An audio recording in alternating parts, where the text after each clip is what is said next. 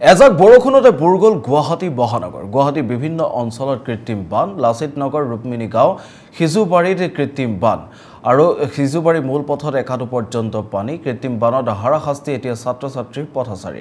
ঠায়ে ঠায়ে সৃষ্টি হৈছে তীব্ৰ যান-জঁট। আমি আপোনালোকক এই মুহূৰ্তত কিছু দৃশ্যাংশ দেখুৱাই আছোঁ। এয়া গুৱাহাটী মহানগৰীৰ এক চিৰচৰাচিত দৃশ্য বুলি ক'ব লাগিব। এজাক বৰষুণৰ পাছতেই গুৱাহাটী মহানগৰীত দেখিবলৈ পোৱা যায় এনেধৰণৰ দৃশ্য। মূলতঃ উল্লেখ কৰিব লাগিব যে বিভিন্ন প্ৰান্তত এতিয়া দেখিবলৈ পোৱা গৈছে, কেইবাটাও প্ৰান্তত মহানগৰীৰ কেইবাটাও প্ৰান্তত এতিয়া জলমগ্ন হৈ পৰিছে সেই বিশেষ অঞ্চলসমূহ, যাৰ ফলত যথেষ্ট অসুবিধাৰ সৃষ্টি হৈছে পথচাৰী, বিদ্যালয়ৰ ছাত্ৰ ছাত্ৰীকে ধৰি বিভিন্ন অফিচ কাছাৰীলৈ অহা যিসকল কৰ্মচাৰী তেওঁলোকৰ যথেষ্ট অসুবিধাৰ সন্মুখীন হৈছে। যাতায়াতৰ ক্ষেত্ৰত যথেষ্ট অসুবিধাৰ সন্মুখীন হোৱা দেখিবলৈ পোৱা গৈছে। এই মুহূৰ্তত আমি পুনে পুনে সংযুক্ত হ'ব বিচাৰিছোঁ সতীৰ্থ সাংবাদিক ডেভিড কাশ্যপৰ সৈতে। ডেভিড কাশ্যপ, আপোনাৰ সৈতে সংযুক্ত হৈছোঁ। গুৱাহাটী মহানগৰীত এয়া এক চিৰপৰিচিত এখন ছবি। গুৱাহাটী মহানগৰীৰ যি কৃত্ৰিম বানৰ সমস্যা, সেই কৃত্ৰিম বানৰ সমস্যাই পুনৰবাৰ দেখা কৰা পৰিলক্ষিত হৈছে। মাত্ৰ দুদিন এজাক বৰষুণৰ পাছতেই এনেধৰণৰ পৰিস্থিতি দেখিবলৈ পোৱা গ'ল। ডেভিড, কি জনাব?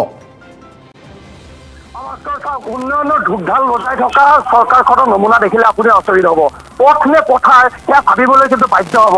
বৰ্তমান উপস্থিত আছোঁ মহানগৰী হাতীগাঁও সিজুবাৰী ৰোডত। এই যিটো পথ সতীৰ্থ আছে দেখুৱাব, এই পথটো হাতীগাঁও সিজুবাৰীৰ মূল পথ। কিন্তু নিশা অহা এজাক বৰষুণত এনেদৰে একাঠো পানীত বুৰ গৈছে এই পথটো, যাৰ ফলত তীব্ৰ যান-জঁটৰ সৃষ্টি হৈছে। যাৰ ফলত বিপি লাগি ধৰিছে। হয় ডেভিড, আমি সংযুক্ত হ'ব আপোনাৰ সৈতে, কিন্তু এই মুহূৰ্তত আমি দৃশ্যাংশ দেখুৱাইছোঁ। দেখিবলৈ পোৱা গৈছে কিদৰে একাঠু পানী ফালি এইদৰে পথচাৰী এতিয়া যাবলগীয়া হৈছে নিৰ্দিষ্ট গন্তব্যস্থানলৈ। আমি পুনৰবাৰ ডেভিডৰ সৈতে সংযুক্ত হ'ব বিচাৰিছোঁ। ডেভিড, পুনৰবাৰ আপোনাৰ সৈতে সংযুক্ত হৈছোঁ, জনাই যাওক সবিশেষ। হয় ভাস্কৰ, চাওক এতিয়া পথ নে পথাৰ ভাবিবলৈ বাধ্য হ'ব লাগিব, কিয়নো হাতীগাঁও সিজুবাৰীৰ এই যিটো মূল পথ এতিয়া এজাক বৰষুণত, মুখলধাৰ বৰষুণত এনেদৰে একাঠো পানীত বুৰ গৈছে। সতীৰ্থ আছে, সতীৰ্থই দেখুৱাব সামগ্ৰিক দৃশ্যাংশ। এখন বাছ আহিছে, এই দৃশ্যত আপুনি বুজিব পাৰিব যে কিমান পানী হৈছে, এজাক বৰষুণত কিমানখিনি পানী হৈছে এই হাতীগাঁৱৰ মূল পথটোত, যাৰ ফলত তীব্ৰ যান-জঁটৰ সৃষ্টি হৈছে। বিভিন্ন সময়ত অসুবিধাৰো সন্মুখীন হৈছে ইয়াৰে যিসকল স্থানীয় লোক, কাৰণ এই পথটোৰে কেৱল যে হাতীগাঁওবাসীয়ে অহা যোৱা কৰে তেনেকুৱা নহয়।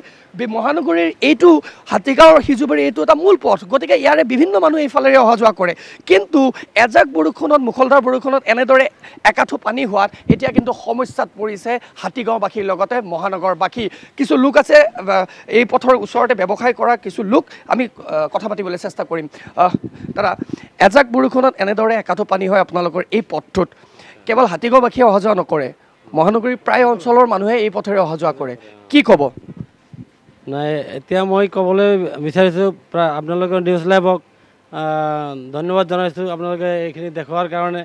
আৰু এতিয়া আমি প্ৰশাসনক এইটো টানি অনুৰোধ জনাওঁ যে আমি এই ৰাজধানীৰ লগত লাগি থকা সিজুবাৰী এলেকা সেই ৰাস্তাটোৰ কাৰণে এতিয়া চৰকাৰে যাতে সোনকালে বিশেষ ব্যৱস্থা অৱলম্বন কৰে, তাৰ কাৰণে আমি চৰকাৰক অনুৰোধ জনাইছোঁ। ঠিক আছে ভাস্কৰ, এটা কথা উল্লেখ কৰিব লাগিব, দিছপুৰ অৰ্থাৎ ৰাজধানীৰ গাতে লাগি থকা এইটো এটা মূল পথৰ এনেকুৱা দুৰৱস্থা দেখিলে আপোনাৰো হয়তো লাজ লাগিব, কাৰণ মহানগৰী আমি বেলেগ প্ৰান্তৰ কথা কোৱাই নাই। মহানগৰী আৰু অনিল নগৰ, নবীন নগৰৰ কথা ক'ব লাগিলে সেয়া কিন্তু পৃথক হ'ব।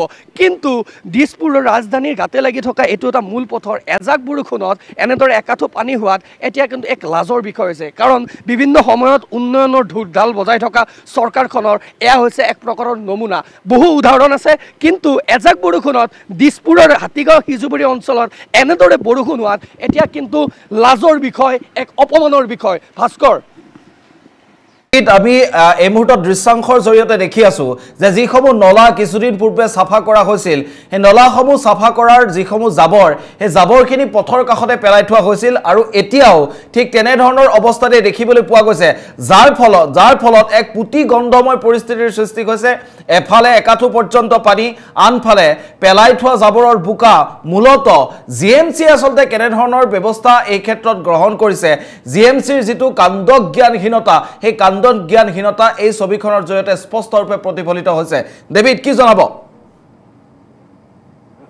কিন্তু জিএমচি একটু চূড়ান্ত গাফিলতি বুলি ক'ব লাগিব আৰু একটা কোনো পিডব্লিউৰ গাফিলতি আছে ইয়াত এনেদৰে বোকাময় পৰিৱেশ একাটো পানী সেয়া পানীৰ লগতে জিএমচি কিছুদিন পূৰ্বে যি নলা খান্দিছিল সেই নলাৰ কিন্তু বোকাবোৰ এনেদৰে ইয়াত পেলাই থৈ গৈছে যাৰ ফলত এতিয়া পানীৰ লগতে এক সৌন্দৰ্যময় পৰিৱেশৰ সৃষ্টি হৈছে এনেদৰে পথচাৰী হাহাকাৰ লাগিছে কিয়নো এইটো এটা মূল পথ আৰু মূল পথটো এনেদৰে ওচৰতে যেতিয়া নলাবোৰ খান্দি জিএমচিৰ আচলতে দায়িত্ব আছিল নলাবোৰ খান্দি জিএমচিৰ আচলতে দায়িত্ব আছিল নলাবোৰ খান্দি নলাবোৰ শুকাই যোৱাৰ পিছত এই বোকাবোৰ শুকাই যোৱাৰ পিছত যিহেতু জিএমচিৰ দুখন বাহন আছে যি ড্ৰাই শুকান আৰু তিতা দুইটা পৃথক পৃথককৈ তেওঁলোকে লৈ যায় বিভিন্ন সময়ত আমি দেখিবলৈ পাওঁ কিন্তু হাতীগাঁও সিজুবাৰী এইটো এটা মূল পথত এনেদৰে যেতিয়া নলা খান্দি বোকাবোৰ যেতিয়া নলাৰ ওচৰত পেলাই থৈ গৈছিল কিন্তু উঠাব নাপাওঁতেই বৰষুণে কাল হ'ল যেন লাগিছে আৰু এই বৰষুণৰ ফলত এতিয়া বোকাৰ লগত পানীখিনি সংমিশ্ৰণ হৈ এতিয়া কদৰ্যময় পৰিৱেশৰ সৃষ্টি হৈছে